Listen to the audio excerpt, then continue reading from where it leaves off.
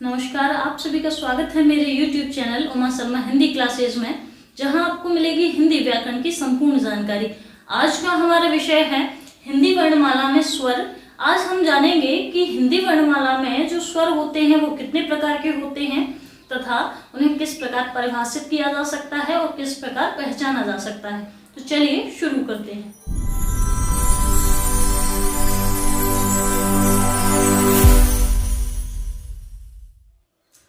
आज हम बात करेंगे हिंदी वर्णमाला में स्वर के बारे में कि स्वर किसे कहते हैं तथा उत्पत्ति के आधार पर स्वर कितने प्रकार के होते हैं। तो सबसे पहले हम जान लेते हैं कि स्वर किसे कहते हैं।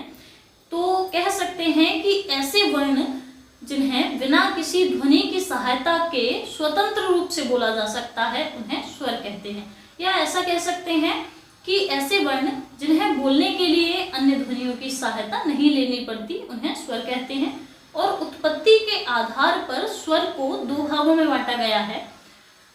पहला होता है मूल स्वर तथा दूसरा है दीर्घ स्वर। दीर्घ स्वर को और भी नामों से जानते हैं, इन्हें हम गुरु स्वर तथा संधि स्वर के नाम से भी जानते हैं। तो जैसा कि हम पहले पढ़ चुके हैं कि हिंदी वर्णमाला में स्वरों की संख्या 11 होती है, जिनमें से मूल स्वर 4 होते हैं तथा दीर्घ स्वर 7 होते हैं। और वो किस प्रकार होते हैं जान लेते हैं। मूल स्वर कौन कौन से होते हैं? छोटा अ, छोटी ई, छोटा उ तथा री। ये जो 4 वर्ण हैं यहाँ पर, इन्हें हम मूल स्वर कहते हैं। फिर आगे हम जानेंगे कि दीर्घ स्वर किसे कहते हैं तथा इसे किस प्रकार परिभाषित कर सकते हैं। तो देख लेते हैं। दीर्घ स्वर को दो भागों में बांटा गया है। पहला है मूल दीर्घ स्वर तथा दूसरा है संयुक्त स्वर। मूल दीर्घ स्वर की संख्या 3 होती है तथा संयुक्त स्वर की संख्या 4 होती है। तो जान लेते हैं कि मूल दीर्घ स्वर किसे कहते हैं। तो सबसे पहले इसकी परिभाषा जान लेते हैं, यानी कि जब दो समान स्वर मिलते हैं उन्हें हम मूल दीर्घ स्वर कहते हैं। तो यहाँ देखते हैं, जब छोटा अ तथा छोटा अ जब मिलता है तो क्या बनता है? बड़ा आ बनता है। ये जो दो स्वर यहाँ मिले हैं ये सजातीय हैं, इनकी जातियां समान हैं, इसलिए इन्हें सजातीय स्वर भी कहा जा सकता है।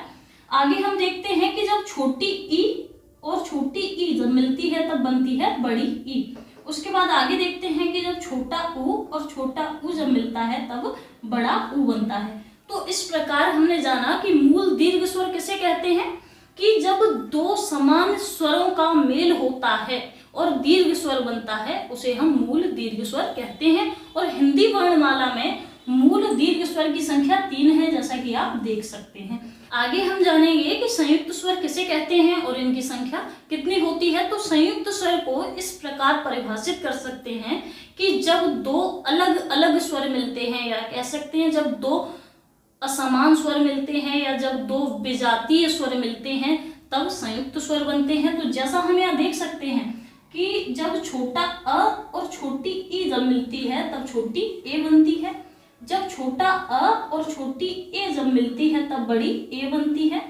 छोटा अ तथा छोटा उ जब मिलता है तब छोटा ओ बनता है। आगे देखते हैं कि जब छोटा अ तथा छोटा ओ जब मिलता है तब बड़ा ओ बनता है। तो इस प्रकार हमने जाना कि ये जो संयुक्त स्वर बने हुए हैं वो विजातीय स्वरों से मिलकर बने हुए हैं, जिनकी जातियां अलग अलग हैं।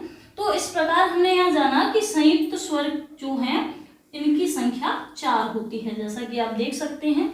तो अब हम जान चुके हैं कि ये जो स्वर होते हैं उत्पत्ति के आधार पर 2 प्रकार के होते हैं। देख लेते हैं दोबारा, मूल स्वर तथा दीर्घ स्वर। प्रश्न इस प्रकार भी आता है कि संधि स्वर किसे कहते हैं। तो हम कह सकते हैं संधि का अर्थ होता है जोड़ना, यानी जब दो स्वर मिलते हैं तब संधि स्वर बनते हैं। तो इस प्रकार आज हमने जाना कि स्वर कितने प्रकार के होते हैं तथा इनकी पहचान कैसे कर सकते हैं। अगर आपको ये वीडियो पसंद आई हो तो लाइक, शेयर, कमेंट और सब्सक्राइब जरूर करें। सब्सक्राइब करने के साथ बेल आइकन पर भी क्लिक करें। मिलते हैं अगली वीडियो में। जय हिंद, जय भारत।